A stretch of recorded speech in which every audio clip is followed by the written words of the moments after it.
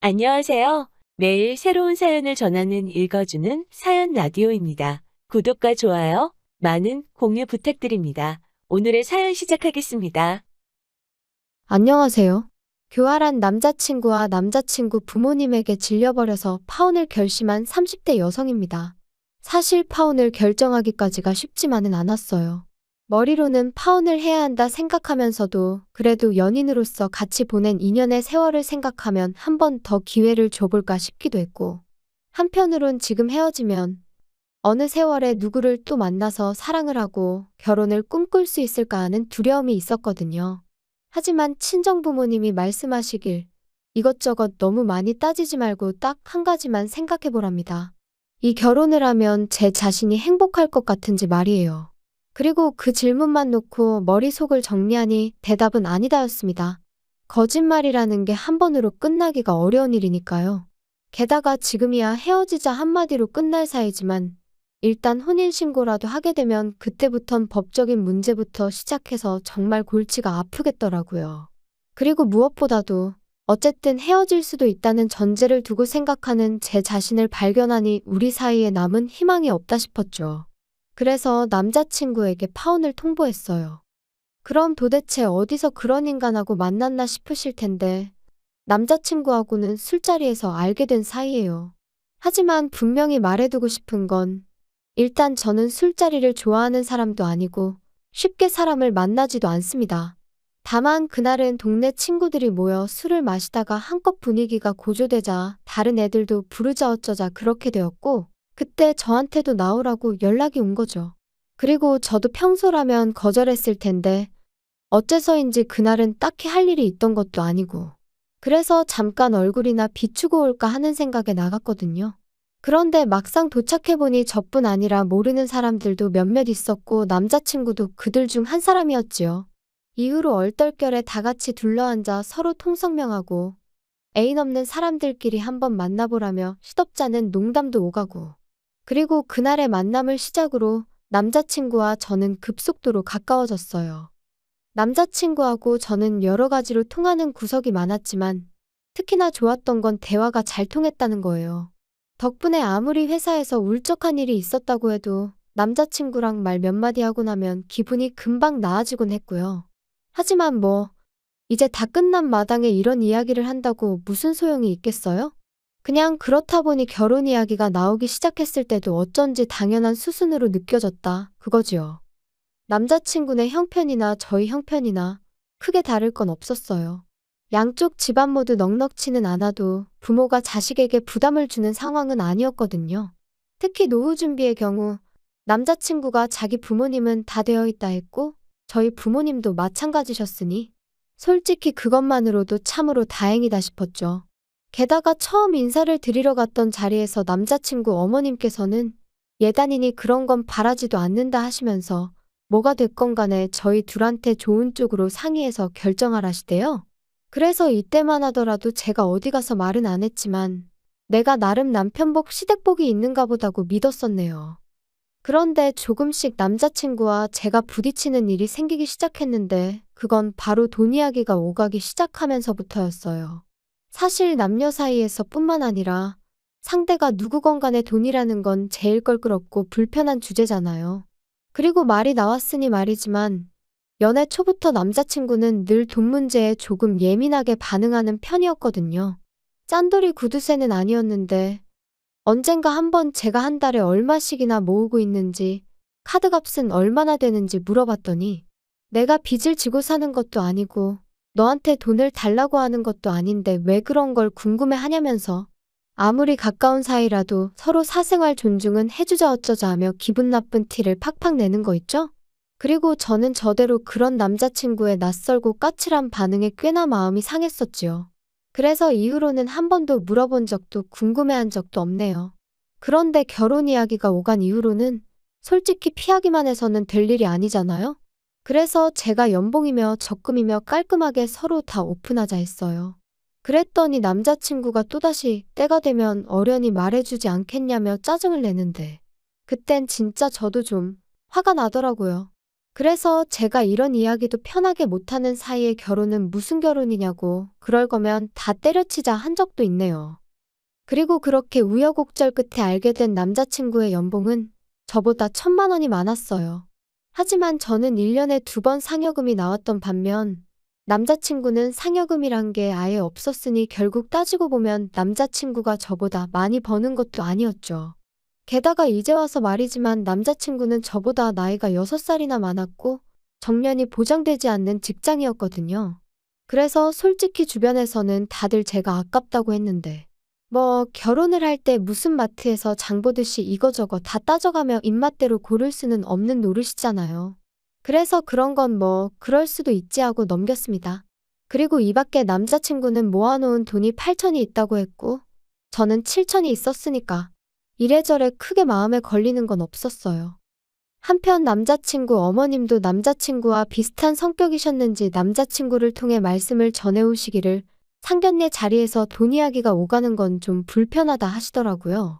그래서 저는 저희 부모님과 상의 끝에 상견례는 형식상 한다 생각하고 실질적인 이야기는 상견례가 있기 전 미리 양가의 의견을 조율하는 쪽으로 이야기가 되었어요.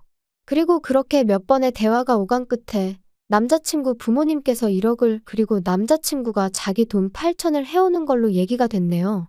저는 저희 부모님이 9천, 제가 7천 해가기로 했고요. 그러니까 전부 다 따지면 남자친구가 저보다 2천 더 해오는 상황이었습니다. 다만 저는 제 명의로 된 국산 주명차가 있었거든요. 연식도 4년밖에 안 되었고요.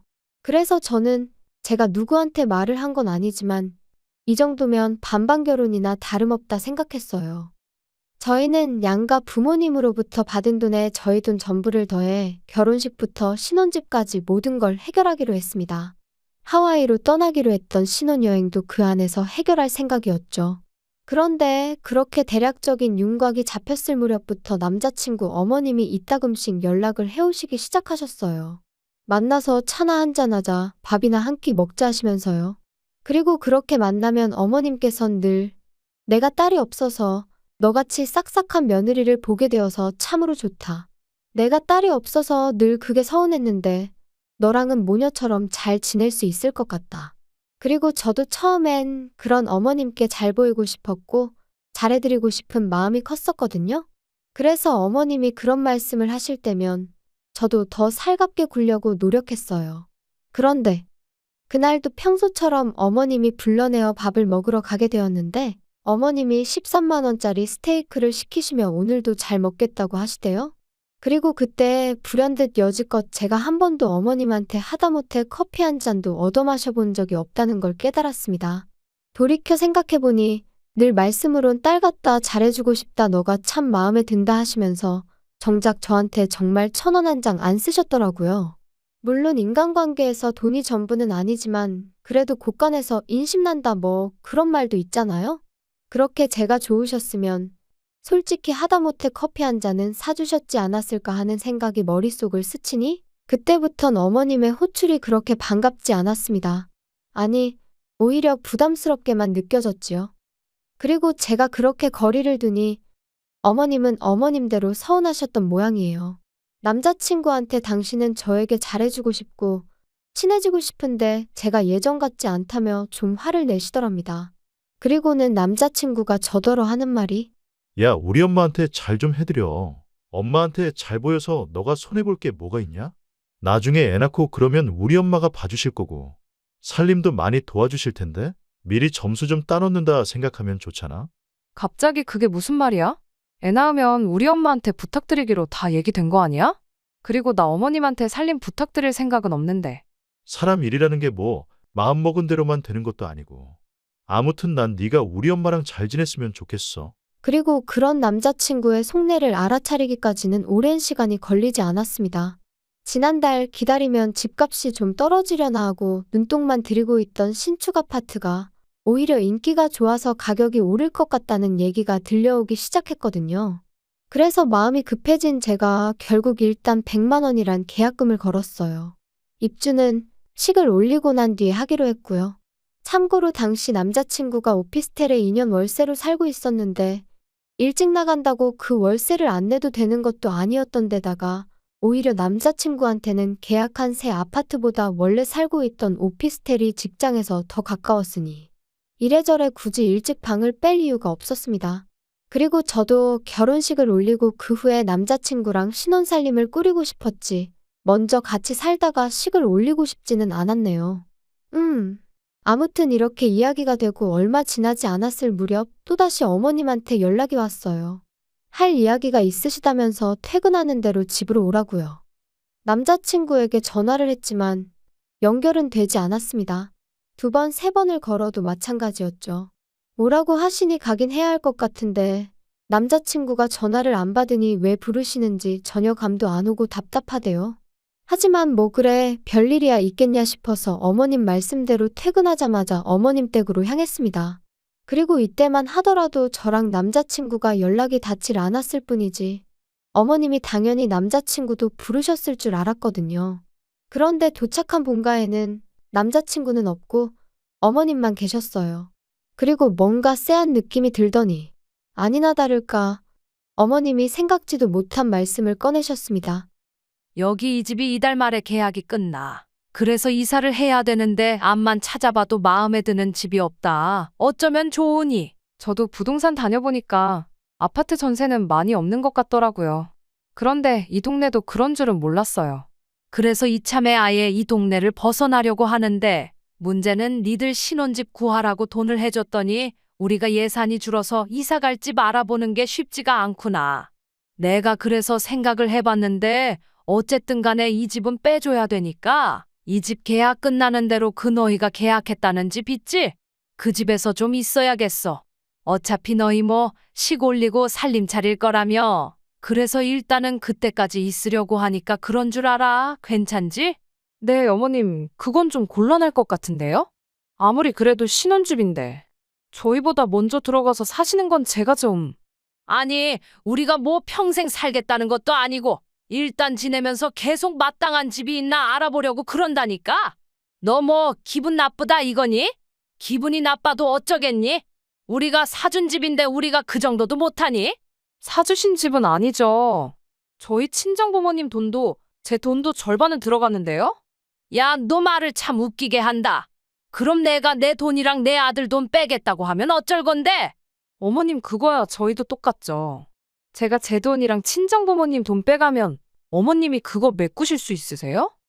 그리고 결국 저는 어머님과 의견의 골을 좁히지 못한 채로 자리에서 일어났습니다. 어머님은 현관을 나서는 제 뒤통수에다 대고 너 그러는 거 아니라며 소리를 지르셨지만 저는 그런 어머님께 아무런 대꾸도 하지 않았죠. 그리고 심란한 마음으로 집으로 돌아왔는데 현관 앞에서 남자친구가 저를 기다리고 있더라고요. 아까 왜 전화 안 받았어? 나 오늘 어머님 호출 받고 지금 갔다 오는 길인데. 혹시 어머님이 나 부르실 거 알고 있었어? 뭐. 알고 있기는 했지. 근데 그게 오늘인지는 몰랐어. 알고 있었다고? 그럼 어머님이 무슨 이야기를 하실지도 알고 있었어? 빨리 솔직히 말해. 알고는 있었지. 근데 난 솔직히 네가 싫다고 할 줄 몰랐어. 우리 부모님이 먼저 들어가서 사시는 게 그렇게 싫을 일이야? 그럼 내 입장에서 좋겠어? 그리고 난 말이 나왔으니 말이지만 어머님이 오빠 없이 나만 불러서 그런 말씀을 하신 것도 황당하고 오빠가 알면서 말을 안 하고 가만히 있었다는 게 정말 기분 나빠. 뭘 또 그렇게 기분이 나빠. 나도 야, 서운하다 서운해. 막말로 우리 부모님이 우리 결혼만 아니었으면 너한테 그렇게 아쉬운 소리 하실 일도 없었거든. 아니, 진짜 황당하네? 내가 먼저 결혼하자고 했어. 아니면 내가 먼저 그만큼 보태달라고 했어. 둘 다 아니잖아. 그리고 왜 어머님 아버님은 당신들 이사 비용까지 헐어가며 결혼 자금을 보태주셔서는 이제 와서 이렇게 불편한 이야기를 꺼내신대? 그리고 그래놓고 집을 사주셨다 그러니까 들어가서 살 수도 있는 거라고 말씀하시면 그건 말이 안 되는 거 아니야? 아니, 우리 부모님 입장에선 그렇게 말씀하실 수도 있지. 어쨌든 내가 너보다 더 해가는 건 사실이잖아. 와, 지금 2천만 원 더 해오는 걸로 생색내는 거야? 까짓 거 뭐. 내가 그럼 2천 더 해가면 어떡할래? 너는 진짜 내가 지금 그런 거 따지자는 게 아니잖아. 너 정말이지 평소답지 않게 왜 그래? 우리 부모님이 무슨 전염병 환자도 아니고. 그럼 우리 부모님 지금 집도 못 구하셨는데 뭐 어떡하시라고 할까? 전세 계약 끝나면 길에서 주무시라고 할까? 그럼 만족스럽겠어? 진짜 우리 부모님 며느리 복도 더럽게 없으시네. 그럼 100번 양보해서 먼저 들어와서 살게 해드리면 언제 나가시는 건데? 그건 확실히 얘기해 줄 수 있고? 그거야 집 구해지기 나름이지. 내가 무슨 점쟁이도 아니고 그걸 어떻게 알겠냐? 그러니까 결국 그것도 모르면서 일단 들어와서 사시겠다 이거야? 왜 아예 합가를 하자고 그러지? 야, 솔직히 합가도 해야 되면 할 수도 있는 거지. 못할 건 또 뭐 있어? 어쨌든 계약한 집에 우리 부모님 지분이 절반은 있는 건데. 너는 뭐 우리 부모님이 주시는 돈을 설마 맨입으로 받으려고 그랬냐? 내가 받았다고? 진짜 어이가 없네. 그거 뭐 나 용돈하라고 주신 돈이야? 그리고 남들이 들으면 우리 부모님은 뭐 아무것도 안 해주신 줄 알겠다. 자꾸 깜빡깜빡하나 본데 우리 집에서도 돈 해주셨거든? 넌 왜 이렇게 여자가 돼서는 한마디도 지지를 않냐? 진짜 사람 지치게 하는데 뭐 있네. 오빠야말로 처음부터 지금까지 말도 안 되는 억지만 쓰고 있거든? 진짜 원래 이런 사람이었어? 그리고 결국 남자친구와 1시간 가까운 말다툼 끝에 저는 더는 할 말 없다 하고 집 안으로 들어와 버렸어요. 그런데 생각할수록 분하고 괘씸하고 어이가 없어서 도통 마음이 진정되질 않더라고요. 그리고 그때 다시 남자친구 어머님에게 전화가 걸려왔습니다. 아주 모자가 쌍으로 나를 괴롭히는구나. 그런 생각이 드니까 저도 목소리가 곱게 나가질 않았죠. 또 무슨 일 때문에 그러세요? 지금 12시인 건 아세요? 12시고 뭐고? 너 내 아들한테 뭐라고 했길래 제가 나한테 죄송하다고 울고불고 난리니? 그 속을 제가 어떻게 알겠어요. 저 뭐 특별히 한 소리도 없고요. 지금 별로 할 이야기가 없어요, 어머님. 너 진짜 보자 하니 안 되겠다. 나? 너 돈 안 줄 거야? 내 돈 없이 네가 내 아들하고 결혼해서 얼마나 잘 사는지 한번 두고 보자. 아, 돈을 안 해주신다고요? 뭐라고 드릴 말씀이 없네요. 알겠습니다.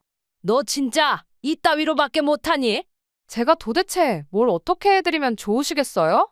신혼집에 들어와서 사세요. 하면 어머님 마음이 풀리실까요? 그런데 저 정말 내키지 않아서 그래요. 제 인생에서 처음이자 한 번뿐일 신혼을 꾸릴 보금자리인데 그런 공간에 남이 먼저 들어가서 지내는 거 저 정말 싫어요. 너 내가 남이니? 정말 서운하구나.